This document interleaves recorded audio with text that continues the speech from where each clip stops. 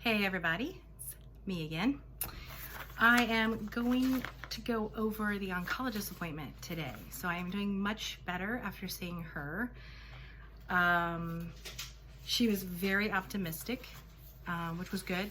I don't know if everything she's saying is accurate, although she didn't seem to hold back when she described symptoms I'd be having. So I think she's probably going to be straight with me, but she said she'd be straight with me, and I'm like, why do you have to say that? I was just assuming you would be. No, although Ava and I were Googling different things, and it said, why do oncologists lie? And we were just laughing, and we looked at it, and I guess oncologists are very optimistic, and I think they try to be because it makes you feel better, and I guess some people don't like that. But anyway, so here's what she said. She goes, she asked me, how much do I know about the type of cancer I have? And I said, enough to know it's not the one I wanted. And she said, well, she said, the thing about my type of cancer is that my road will be harder and longer, but that I can still have a good outcome. She said, you're gonna be okay, and we're gonna fix this. So I didn't get her to put any of that in writing, but she seemed pretty confident. So I think she's an expert in her field. I think she writes articles, she's published, yada, yada, yada. So I'm gonna believe her for now. So it's in God's hands, really. It's not in hers, but she seems very confident, which is good from a doctor's standpoint, that she can help me out. Now, the harder and longer thing I didn't love, but at least, like if I'm gonna be okay at the end of this, I can go through anything, right? We can all go through anything. We can all bear something for some amount of time, as long as I know what's on the outside. So I don't know that any of us know, but the way she said it made me feel better. So we're just gonna go with that. So even though it's a harder type, it should still have a good outcome, she said. So I've got my notes. My sweet honey, they always tell you to bring somebody to take notes, and so my sweet husband has all his notes. And then the doctor had notes. So I have a lot of notes. I'm not going to read you all of these, but anyway, so she tells me they're about 8 to 9 drugs deep now with this type of cancer and the treatment options, and that she believes it's highly curable. So that was promising. But that with mine, we'll have to do more to get the cure. Those are the notes. Yeah. Boo. But she said after 5 years of no recurrence, like the other doctor had said, the surgeon had said, then I could use the word cured. That's pretty good. So yeah, they're collecting info along the way and shrinking the tumor pathologically. That's the goal anyway. And with an outcome that is less than 5% metastatic occurrence. That's the goal, I guess. I have to go to some kind of chemo teaching class to prep, and they call it a class, but it's really an hour with the nurse and my husband and I think they show us around the chemo place. So here's what she gave me already. I'm apparently going to be on this drug therapy thing. It's called TCPM. So Taxotere, doxytaxel, I don't know, that's a fun one. That's one of the chemo ones. Carboplatin, pertuzumab and trastuzumab. I don't know, these are the ones I told you that had weird names or whatever, but those are the 2 monoclonal antibodies that are just for the HER2. So the Taxotere is a chemo drug. The carboplatin is another chemo drug, but it's specifically for HER2 positive. And then there's the 2 monoclonal antibodies that are for the HER2 positive. So everybody, I didn't know this, but everybody's drug regime is different. And the different types of cancer have different chemos. So there's a lot of cocktails out there. I know everybody likes to say they're cocktails, but they're not fun cocktails. So anyway, so it depends on which ones you're taking, what your side effects will be, how bad it will be. And then she tells me I'll be doing 6 cycles every 3 weeks. So 1 cycle every 3 weeks for a total of 6. So 18 weeks. And of course then my husband's like, oh good, every 3 weeks, like that's not bad. I said, hold on, I think there's a catch, because I had read about it, and I said, wait, why 3 weeks? And it's because it depends on the dose they give you and the strength of the drugs they're giving you, how much time your body needs to recover. So like my dad's doing 2-week rounds. mine are 3 weeks. And so basically I need 3 weeks to recover from whatever they're giving me. And I knew this going in because when I first got in there, she was like, so what ailments do you have normally? And I'm like, nah. Like, she was like, you look really healthy. You don't have anything here. And I'm like, yeah, I got like a bad back. And, you know, she's like, does it hurt you all the time? And I'm like, I just know she's going to drop the hammer on me because I don't have anything. So I'm like, I got these migraines. But anyway, so she's going to go hard and strong. And I guess that's good, you know. And so I'm going to do that for 4.5 months, I think it seems. Then I will have surgery and possible radiation. That's TBD. Then when they cut out whatever they cut out during surgery, they do the pathology of it to see if there's any cancer. Now, she said, you know, the surgeon was telling me before, like, just because we don't see it doesn't mean that it's not there, because they can't test every part of everything. But if the pathology that they test is clear, then I will do 11 more cycles of the monoclonal antibodies. If it's not clear, then I switch to a drug called TDM1 every 3 weeks for 14 cycles. So she said long, she meant long. But that's okay, because I don't think those are the ones that make me bald. So I think I'll be able to grow hair with those drugs. Fingers crossed. So then, even more fun, yay, after I have that cocktail, the next day I have to come back in after. And what these shots are is, she called it GCSF shot. I think what my husband said was that it's Neulasta, you know, you see commercials for.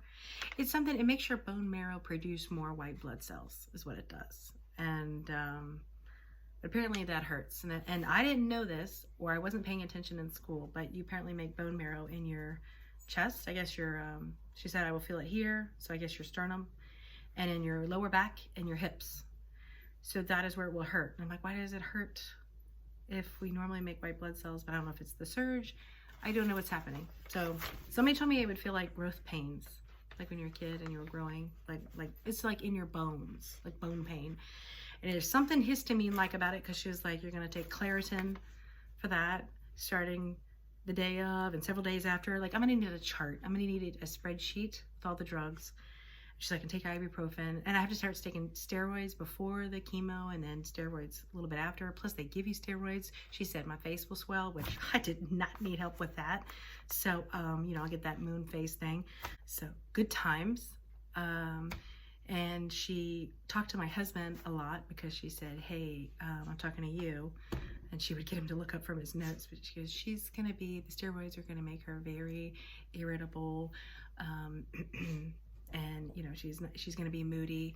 Oh, because, you know, I thought I evaded the whole hysterectomy thing, but chemo apparently puts you in menopause. Then she says it could be temporary and it'll come back in a couple of years.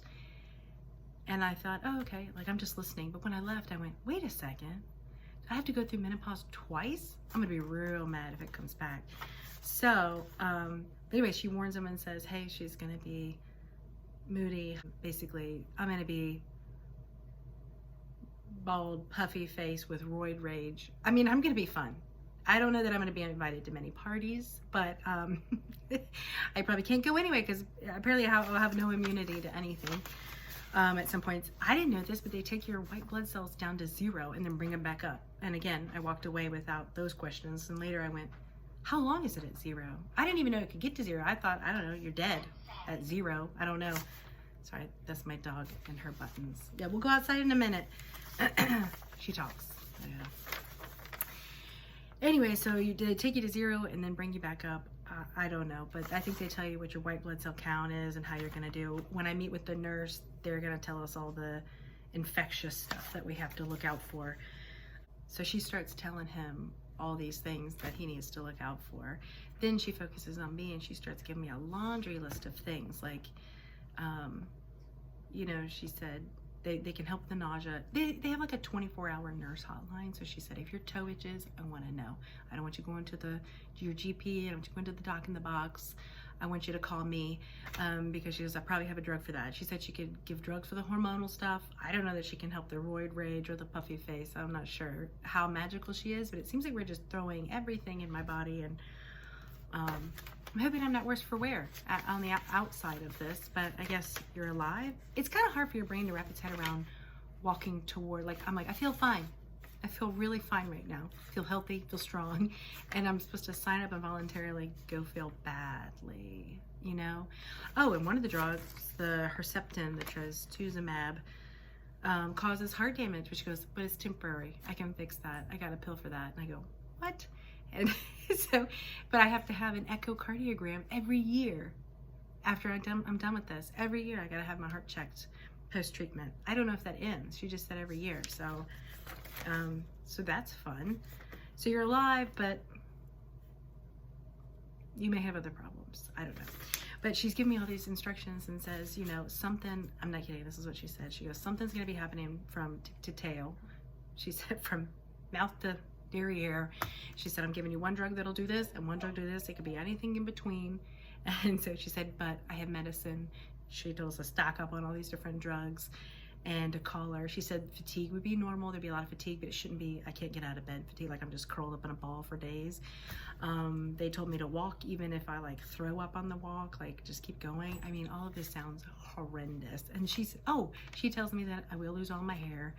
And she says, when she starts telling me about all the areas you will lose hair and what goes first. And I thought about it and I was like, I need more information. Like, am I, like, she said, you lose your nose hairs, which I didn't think about. I'm like, oh, okay, oh, great. And then you gotta, like, you know, keep that moist, and you're sensitive to smells, and I guess you can suck up things you didn't used to be able to suck up. I don't know. But she's telling me about it, and I'm thinking, like, does that count? Does that come out in clumps too? Is that, do I know when that's gonna happen? Or am I just gonna be in a meeting and the conference room table just suddenly has, like, is it like pine needles, and it just, like, they're just gonna come out, and I'm just gonna be like, you know, try to get them off the table. I don't really know when to expect these things to happen. I don't know how random this is, and people do not talk about this, and I'm not sure if I could Google it and find it. But anyway, so, oh, I get acne. Apparently, I will get acne as well. So, good times. Good times. Oh yeah, so she said I shouldn't be bedbound. Those are the words she used. So I shouldn't be bedbound. I'm like, what if you want to be bedbound? All body hair will go. My husband's notes. That's so cute. All body hair will go. Ah, that's cute. So I can't swim in the bay. She said, do not swim in the bay because it's really dirty. And I can't have any raw meat or raw seafood. And she was checking in on, of course I didn't want any of that stuff anyway. I don't like that carpaccio or any of the raw stuff. Anyway, so she kept checking into me, and she's like, okay, you doing okay? Because she's just rambling all this stuff. And I'm like, well, yeah, I mean, I didn't say this. She's like, I said, well, yeah, I mean, you didn't say death yet. So, I mean, I think that's all we're missing. I mean, we're just hoping that that's not on the list, and then we're happy. Like, I don't really know what I can say at this point. Like, no, that doesn't sound good. I'd like to pull back out of this commitment that I've made to you know, work on cancer, you know, and beating that. So I think she just want to make sure I was mentally okay, but I'm like, I mean, you didn't say I would die, so what are you gonna do? But it almost sounded like the bottom of like the commercials, or like the back of a thing that says, you know, it'll cause like explosive diarrhea and memory loss and, you know, all this other stuff. And I was like, and maybe even death. And you're like, what? Like on the commercials, if you listen carefully, they say that. And it's awful. And everybody's like, I'm gonna go get me some of that. So she didn't say, and maybe even death. So I felt like, you just sound like I'm reading the back of or I'm reading the pamphlet that comes from CVS, you know, the drug insert pamphlet thing. Just felt like I was reading one of those, like with all these awful things that will happen. So I'm most concerned about two things.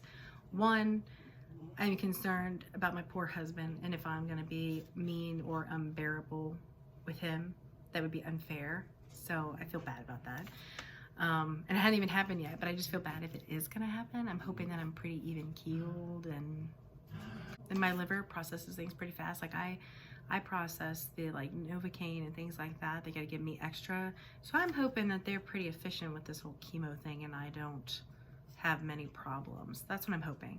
So that is all the update for today. I'll talk to y'all again soon. All right, bye-bye.